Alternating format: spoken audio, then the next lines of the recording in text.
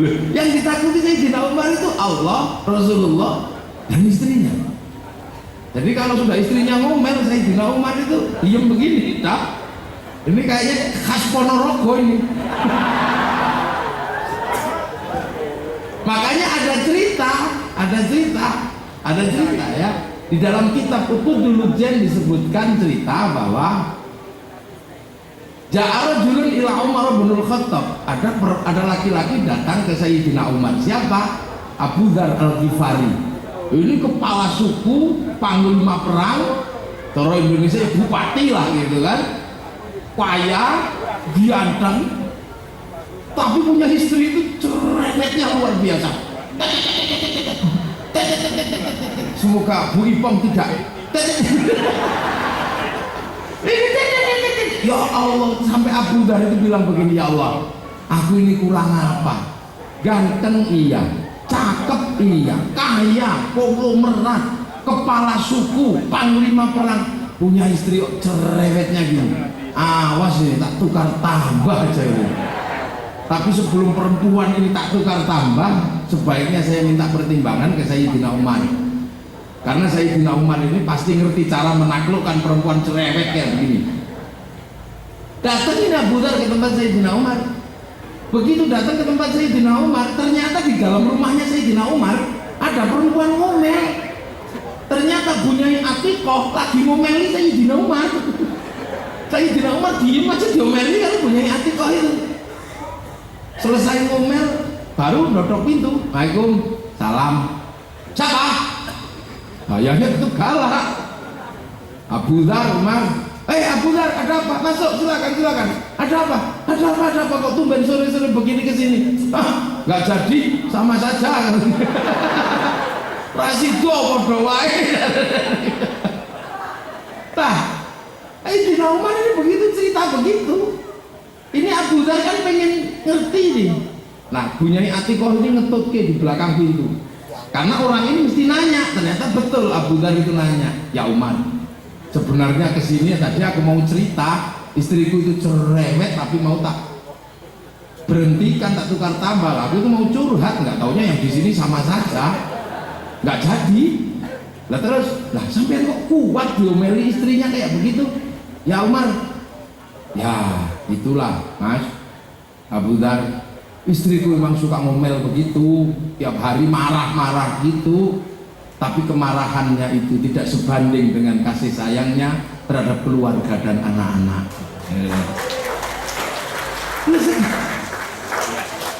Bunyai Atikoh yang denger itu langsung makseret, gak jadi marah.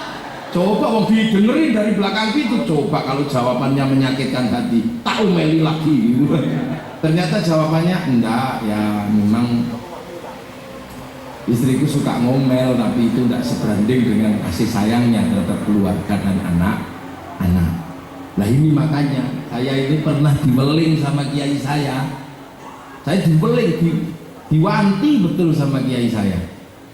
Zaman kula mondok itu diwanti. Sesuk contohnen Sayyidina Umar.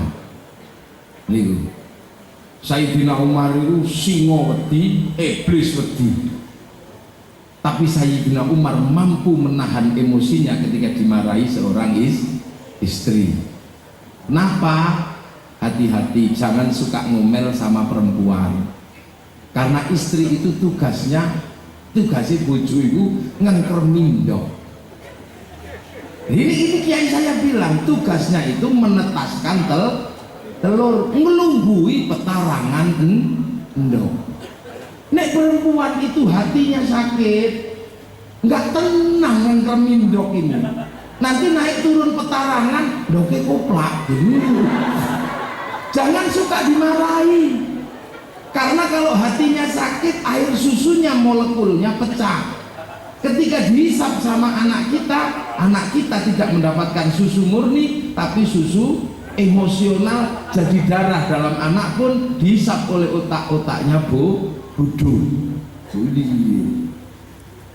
Ya, perempuan kalau marah, darahnya mendidih, ngiringi anak juga tidak tenang. Maka jangan ganggu perempuan, karena perempuan tugasnya neteskin endok. Nek munggah medun petarangan kuplak. Maka kalau Anda pengen punya generasi yang tenang dan tatak, jangan sekali-sekali menyakiti perempuan. Loh ini lah ini memang lah, karena makanya Allah itu kasih perempuan. Ini manusia, perempuan itu kan makhluk super di dunia itu. Dibikin sama Allah itu aneh. Dibikin gak sempurna. Kalau laki-laki kan dibikin sempurna. Perempuan itu bener-bener makhluk gak sempurna. Lah ya, bibir laki-laki sempurna, bengesi jelek. Kalau perempuan gak sempurna, bibirnya dibengesi bagus, alisnya ditambahi bagus. Perempuan itu bagus saja, diapa-apain, dijilbabi bagus, nggak dijilbabi ya bagus, jilbabnya kasih bunga ya bagus, celana panjang bagus, diketok sampai di bawah pantat ya bagus, pakai baju panjang bagus, pakai you can see bagus, tidak dipakai apa-apa juga bagus. Ini perempuan karena apa? Dia harus bisa dicontoh dari semua sisi oleh anaknya. Kalau bapak itu paling bisa dicontoh cuman kumisnya toh, gitu. Kalau perempuan maka dibikin semua sisi sempurna biar bisa dicontoh dari semua, biar anak ini mampu melihat dari sisi manapun seorang ibu itu baik. Itu loh, tepuk tangan sih banten teman-teman. Makanya perempuan itu dibikin dari semua sisi itu bagus, biar anak itu melihat ibu itu dari sisi manapun itu bagus. Lo anak itu ya amit saya delok bokong ibu itu bagus kok, delok pantatnya dari belakang bagus, delok bokong lanang elek bagus. Sama Allah juga dikasih barokah yang paling banyak. Masa pahalanya perempuan itu lebih banyak dari laki-laki? Perempuan salaman sama suaminya, cium tangan sama Bu Ipong, salaman sama Pak Ipong ini dicium gini, Pak Ipong cuma dapat pahalanya salaman, penjenengan dapat pahalanya nyium hajar aswad. Lu kan jauh itu bedanya. Pak Ipong tidur, penjenengan jejeri, Pak Ipong cuma dapat ganjarannya tidur, penjenengan dapat ganjarannya sholat menghadap Ka'bah. Penjenengan hamil makan terus dihitung puasa kalau siang, kalau malam dihitung tahajud. Nyusui anak perempuan pahalanya 100 kalau sekali cecep itu. Nek anaknya dablek nyusu sampai 6 tahun. Begitu. Makanya bener Pak Ipo. Saya zaman Gus Dur ketika diambang perpecahan bangsa ini, didoakan siapapun sudah tidak mempan. Apa? Ada kiai sepuh datang ke tempat Gus Dur.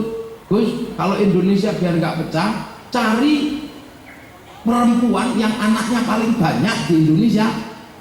Kenapa? Semakin banyak anak, tahajudnya semakin banyak. Karena setiap malam kalau hamil dihitung tahajud, 9 bulan dihitung puasa. Saya cari betul itu Pak Imam, dapat 125, yang masuk kualifikasi 75 orang. Ini operasi silent zaman segitu. Terus yang anaknya paling banyak itu 26, yang anak yang paling sedikit waktu itu 16. Itu ketemu 75 orang. Tak seneng ke, udah mau minta apa aja mbah, terserah. Pengen naik dermulen ya terserah, pakai apa terserah. Terus pulangnya tak kasih sangu 100 jutaan. Berdoa bersama agar bangsa tidak pecah, karena bangsa ini disebut ibu berdiri, harus ibu yang benar. Seminggu sudah nggak ada cerita perpecahan. Nah ini kekuatan doa ibu yang anaknya banyak. Makanya sekarang Indonesia ruwet, ibunya nggak mau beranak, susah kan? Pahalanya dikit-dikit, nyusonin dah, pahalanya dikit.